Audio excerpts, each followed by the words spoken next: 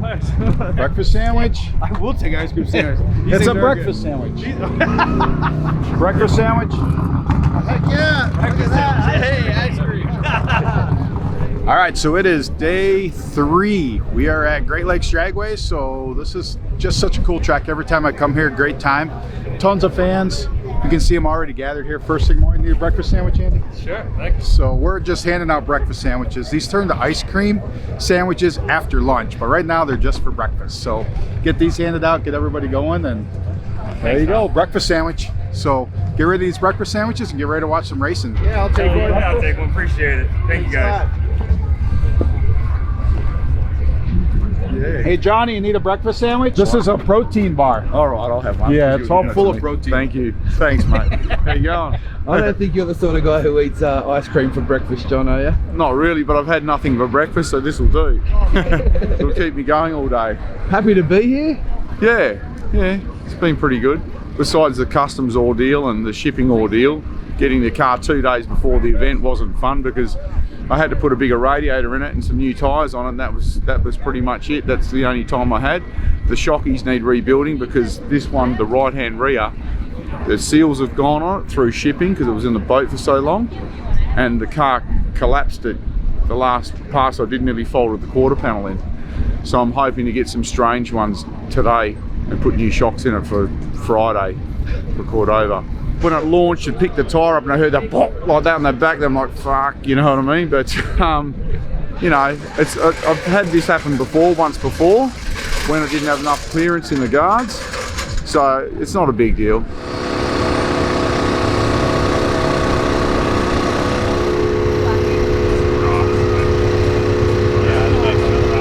Just, you know, a little bit of action in there.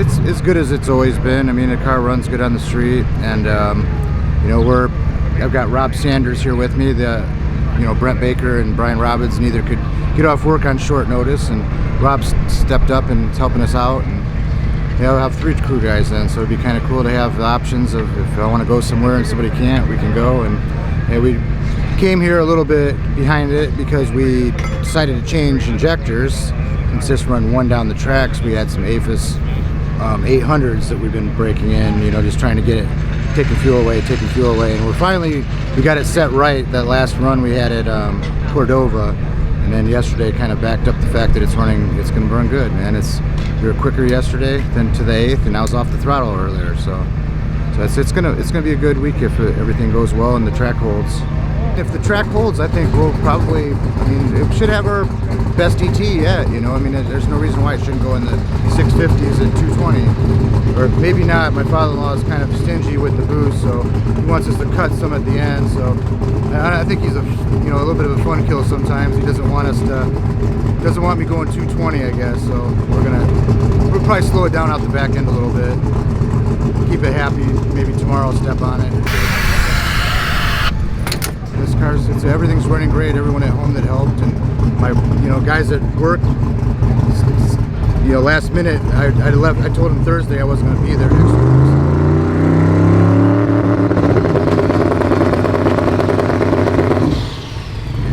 week. Cleetus showing off for his fans. So they never heard a car run like that before. See.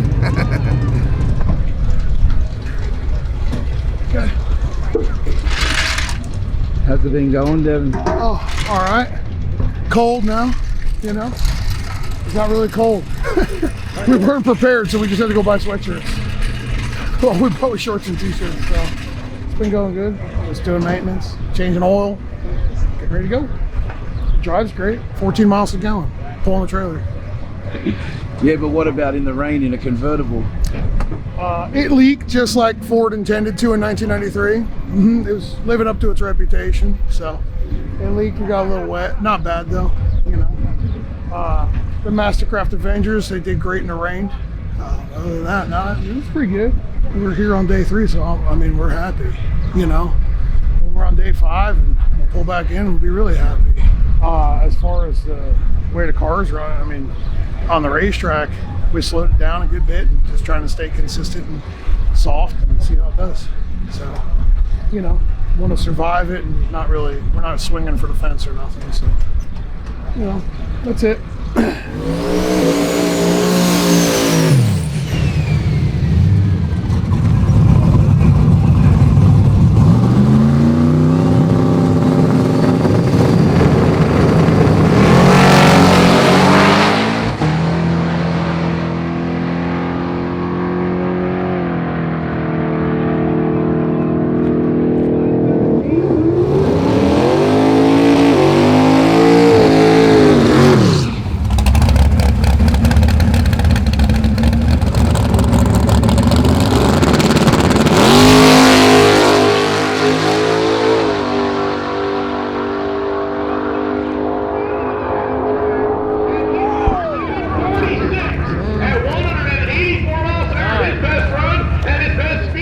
Not bad, I guess, right?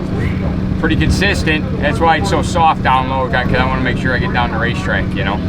But seems to be good. I mean, the track's holding it no problem, so we could go with a little bit more down low, but no need to really. I mean, why blow the tires off and then come back around? Just, it is what it is, you know. As long as it goes down the track, that's all that matters. Well, that prep was a soft D group prep that you went out on. Right, but here I got it so soft. That was my whole goal, because these track, you know, I'm not knocking the tracks here in the Midwest, but it ain't nothing like down south. And you know, the car's been 100-something 60s last year playing around with it, like I said, and we're soft. I think whatever 114 or something like that. So I know with the tracks, these are local tracks. We don't, you know, there's nothing stellar here. So just want to make sure I get down. That's the whole key to the whole deal. That way I'm not here all day waiting, and you know. But at least today they let us go a little bit earlier instead of waiting, so it worked out.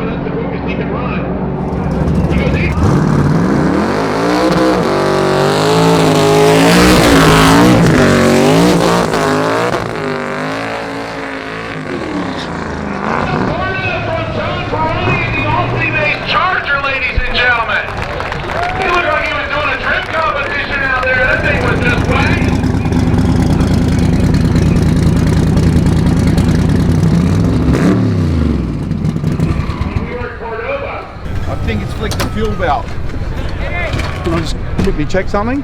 I think it's flicked the belt off. That's not a good sign. Fuel pump belt. So the engine was wagging the tail, so the vehicle apparently was just a few 2 months as the belt came off of it. So Ronnie's going to go back to the pit area. Fuel pump belt come off. the Waterman mechanical pump belt. It threw the belt off when I hit the limiter the other day, and I haven't been able to get a new belt yet, so it's got a twist in it. So that come off then, and it took the fuel pump belt off, but I've got a spare one, so it's all good. Sweet, so straight back out there. Yep, I won't have an alternator, but. The 67 model Skylark goes 1251 and 109. I said Riviera earlier, but I'm sorry, it's the slightly smaller Skylark model.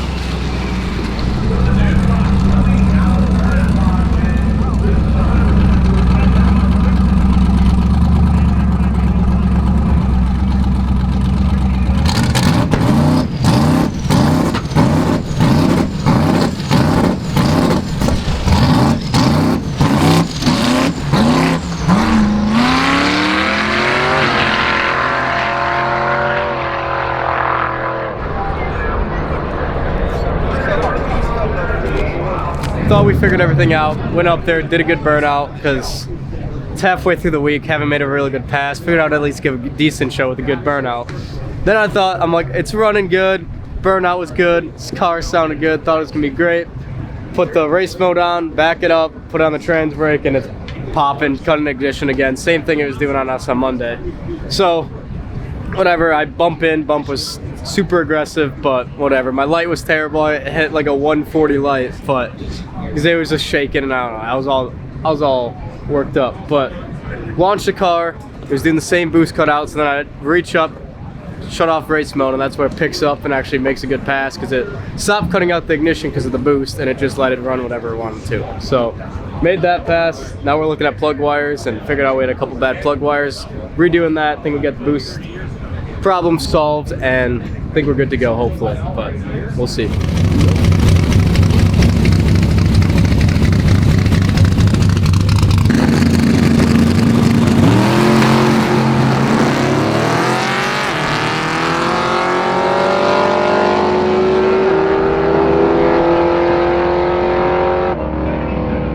So good.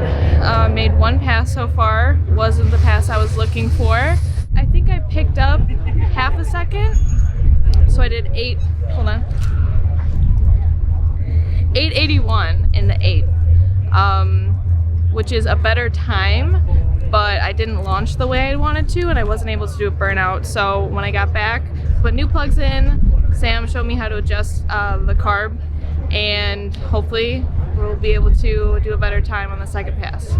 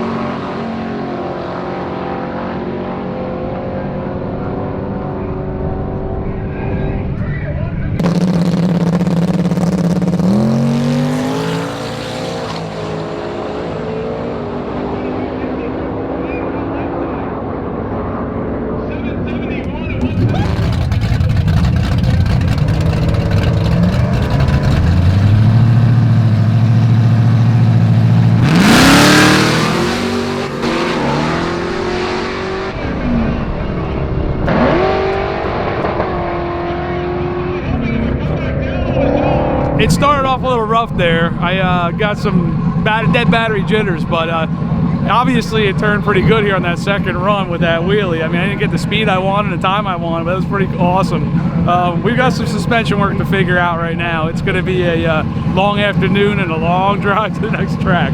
One shock's completely blown to pieces. The tie rod, the wheels are pointing out to the sides. The bumper is hanging down a good half an inch here. The brand new headers are clearanced for road travel now. Yeah, it was a good time. I would definitely do it again.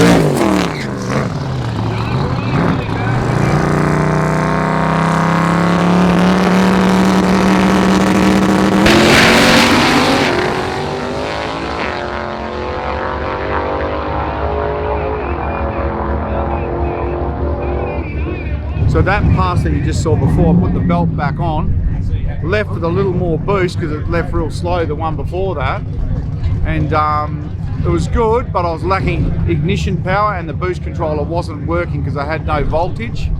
So I went down there with 18 PSI, still all right, like whatever it was, 7.8 or 7.7, whatever. But I'm not happy with that, obviously, because the car's a lot better than that. But on 18 pounds, 4,000 pound weight car, it's pretty good, you know? So I'm still happy. So now what I'm going to do is go get a new belt, adjust the rockers and just do a little bit of maintenance on it and come back tomorrow.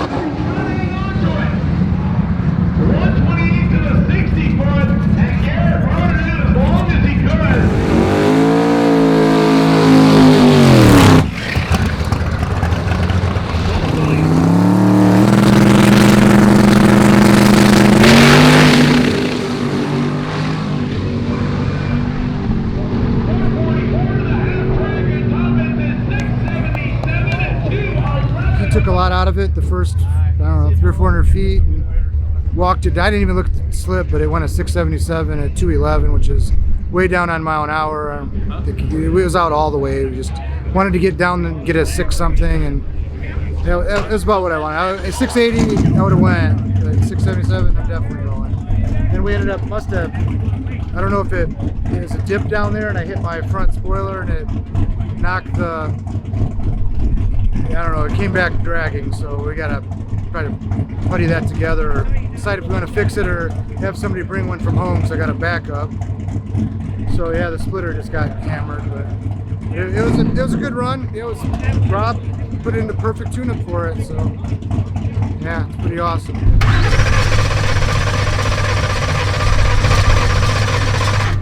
This morning we had a CAN bus problem and had a wire broken off in the CAN bus, and so half my sensors weren't working. So we fixed it, and I went out and made that pass, and the boost controller didn't work, didn't turn on. So I just aborted and drove it all the way back here, shut the car off, figured out why the boost controller didn't turn on. I have not gotten it to start since. There's something still, I don't know. I think it's something in the CAN bus.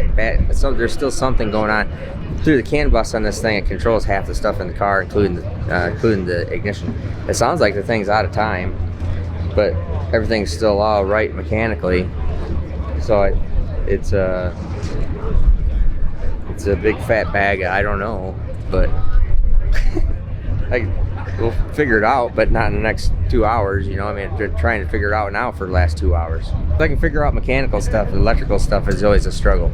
Yeah. So there's just, I mean, it literally, I drove it right there, and it's never run since. So I can't figure out what's going on. You know? I don't know. It's Wisconsin. That's how we do it. Great bars. Even at a drag strip. We're like Germany in America.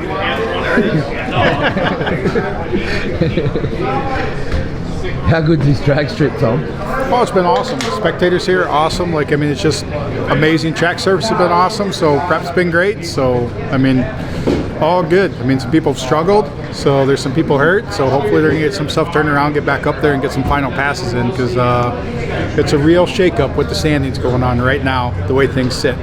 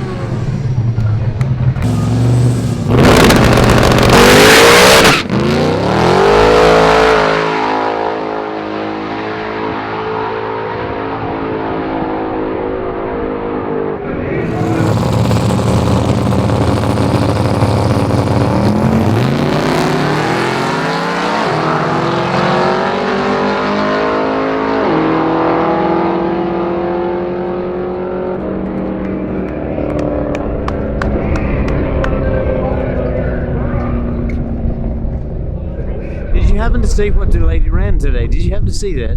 It was, I mean, I said 8:1. How about 8:09? I said, you know, we got to be 8:40 or better. She said, I got it. And I said, okay, good. I didn't doubt you. So we come back. She's got an 8:09. And for those that don't believe it, she's probably got the slip right in her pocket.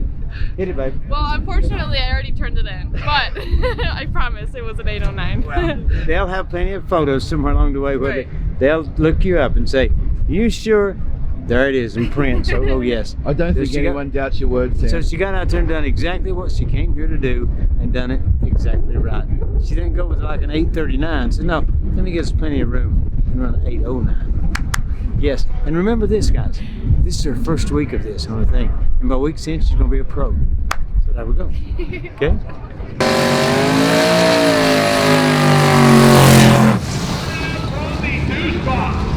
This is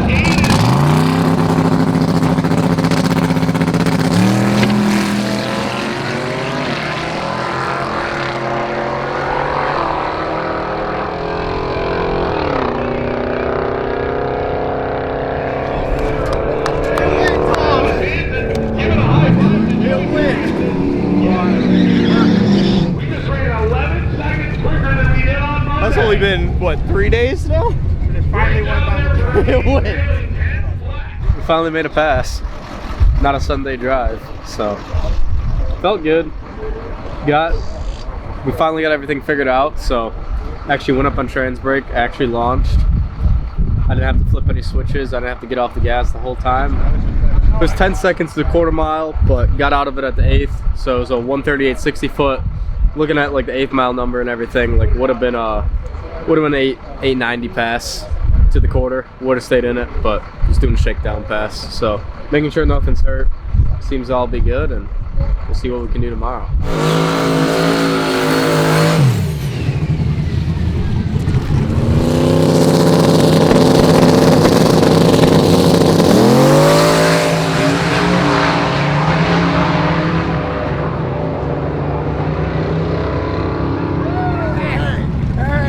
Nice job. It was a fight. It was a tough day. It wasn't easy, but we got it. Was it 3 runs? Yeah. Yeah, not really our style. We like the whole one and done thing. Prefer that a lot more than 3.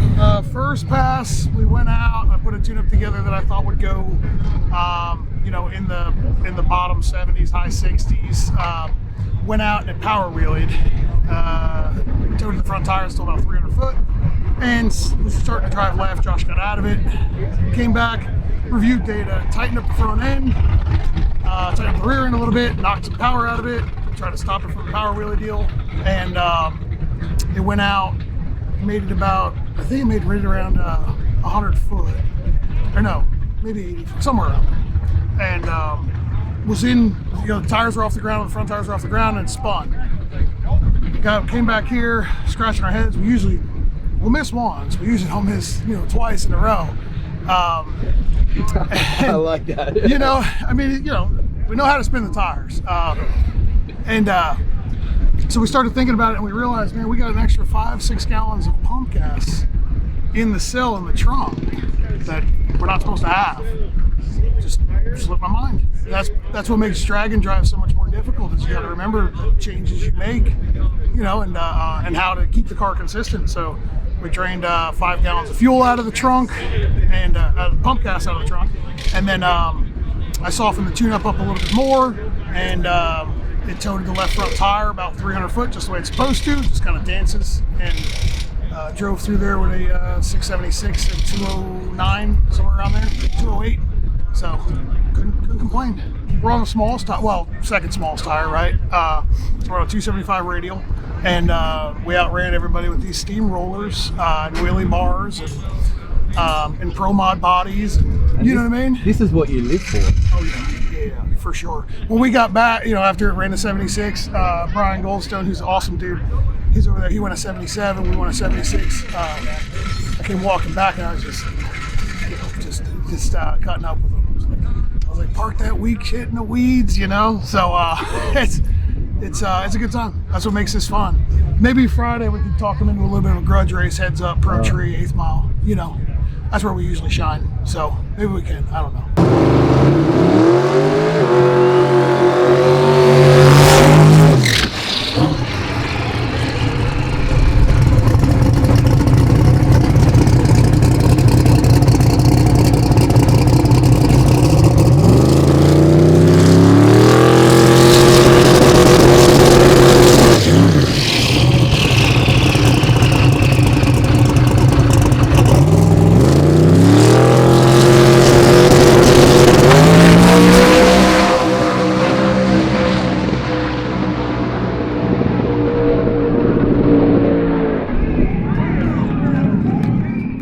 Must have got this piston right here because it's oilier than all get out. Dang it. How did you get the car running again? Joe O from Joe Oplaski. Where'd he go? He came over, brought me a different ECU, but then explained to me probably what was going on. So he taught me something that I didn't know how to do or where to look at, but he got it running. So I figured it out real quick. And so for that, I'm definitely thankful. And you just made it into the lanes before they closed. Made it into lanes before it closed. Put on all my gear and made a hit. totally guessed at it because it's a different wastegate situation. And unfortunately, yes, like I said, I definitely have probably hurt a piston, although it doesn't roll over like it's got a dead hole. So I think it might have screwed up a ring instead of a piston, because it didn't hurt the spark plug. So I think it probably broke a ring land or broke a ring, if I had to guess. So I think that's probably, well, and this might not being able to bump in because I threw in this whole other program and I didn't get my transmission parameters correct, so it would not stage, and so I just took a 1.66 second penalty on the deal, so that would put me out of competition anyways. So but I think we're going to drive it unless it's just so insanely bad smoky that it just can't handle it anymore. So we'll just keep on going. If I make it there tomorrow, it'll be cool. Who knows? We'll see. We'll see if you see me tomorrow. All right, and that is a wrap from Union Grove. The fans were spectacular here. There was carnage. There was fast passes. A lot of people came around with their fast passes at the end. Steve finished up with a fast pass. There is rumor that he may have an issue, but still going to be drivable. Garrett did push the thrust out, I believe, so therefore he's out. His car left on the trailer. So, but some fast passes. Devin pulled one out at the last minute. Steve pulled one out at the last minute with 6-second passes. Trying to think, and then Bryant, I think, is taking the overall lead in everything now, but not sure how all the math works out and everything, but that's what I believe. But what an incredible day here. So we got the longest drive of the week, 180 miles to Tri-State. We get to go to the Field of Dreams today. That is, to me, the highlight of the whole trip, is going to the Field of Dreams. I hope it delivers on what I expect it to be, but that's our drive. We'll catch you tomorrow, Tri-State. Thanks for watching, guys.